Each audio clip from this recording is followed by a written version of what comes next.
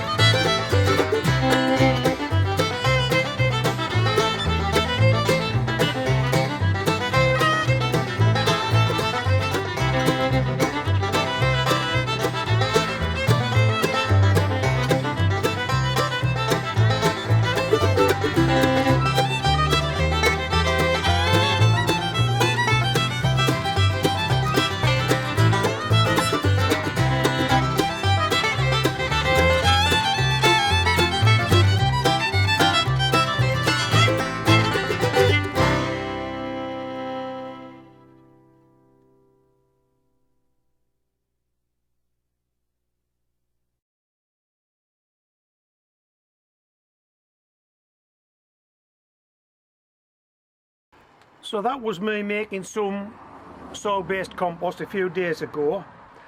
I've already charged this bucket with it. We've got the compost in the bucket. These are the pre-germinated beetroot seeds. Hey, how about that? Now what you'll find if you do this is that the fine root of the beetroot will want to work its way into the tissue. So when you pull these out, you need to be careful that you don't snap that root off. You may waste one or two by being a bit rough, but I'm telling you now, be gentle as you do it, and try and do it by holding the seed leaves. Right, let me just put this to one side for a minute.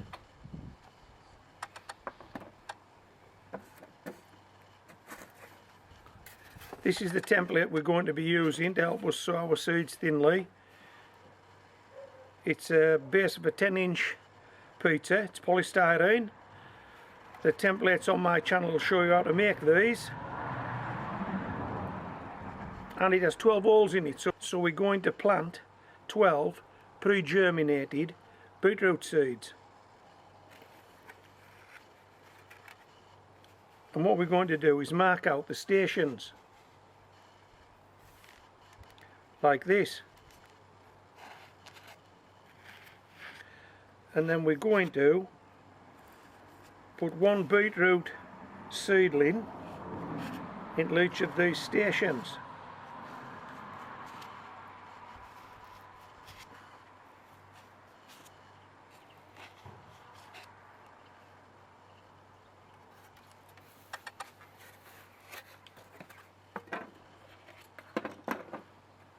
How's that looking? Can you see those holes? I hope you can.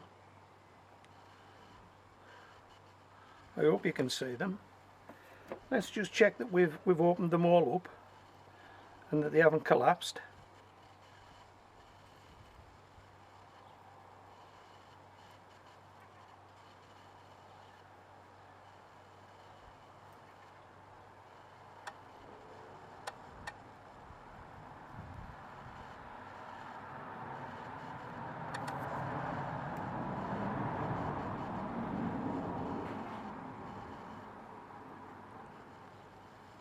Okay, let's see how this goes.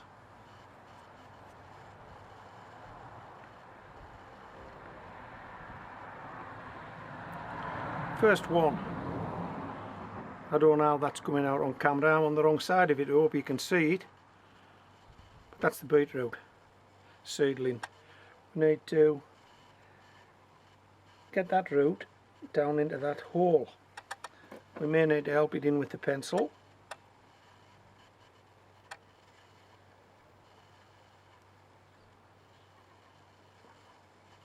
And we just close it up with finger and thumb. One beetroot planted.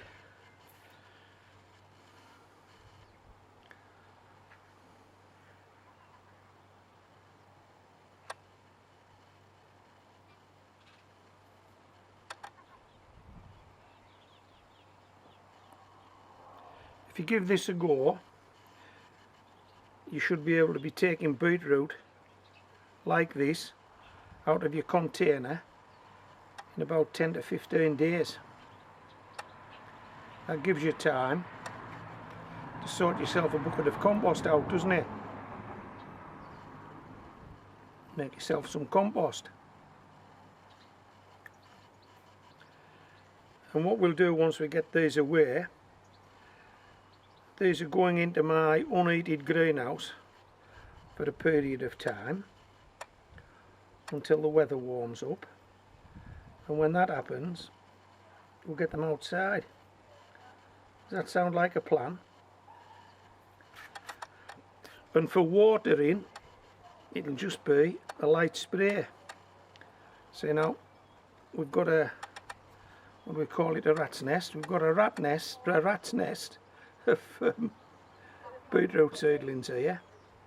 But don't worry, we can tease them apart. It's not a big deal. Just drop it in like that.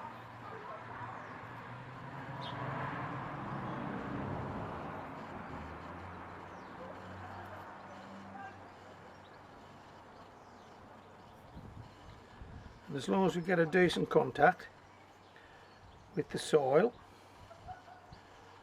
the beetroot seedling should take. In fact, we can pop into the greenhouse in a minute, because I sowed a bucket of these about a week ago. Now, on reflection, because I was in that greenhouse this morning, oops, that one's come out. I was in that greenhouse this morning, they hadn't grown much, but they are standing up, so that tells me they're still alive. And while they're alive, we're in with a chance, aren't we? Yeah, of course we are.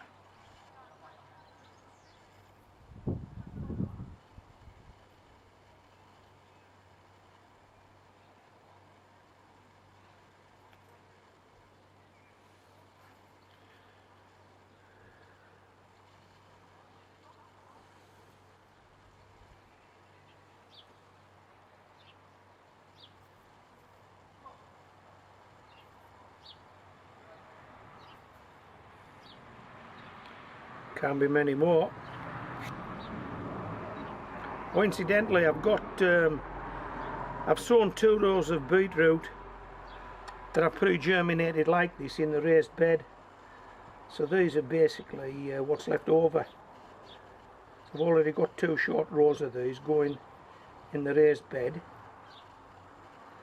And again, there isn't a lot of progress there because it's just too cold.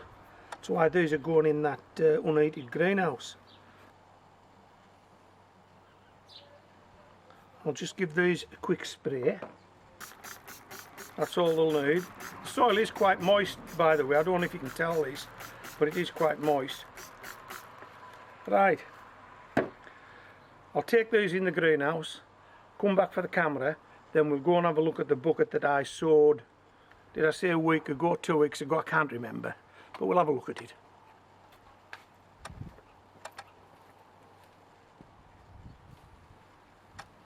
Change of plans. I've took the other bucket and put it in the greenhouse, but I've brought this one out rather than take the camera in there. It's chock-a-block in there. There isn't room to swing a cat. So I've brought this out to let you have a look. Now, you can see the beetroot, and it's all still standing.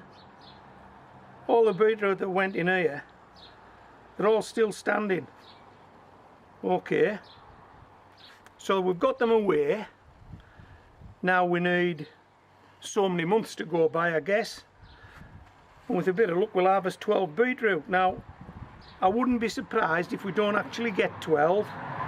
I've had buckets before where I've sown this number of beetroot and haven't got them all across the finish line. But hey, let's not have any doom and gloom. Let's go for 12 beetroot in a small 10-inch water bucket. Let's see if we can pull it off. Hope you've enjoyed the video, and if you have, a thumbs up and a like would be really nice. This is Homegrown Veg, signing out.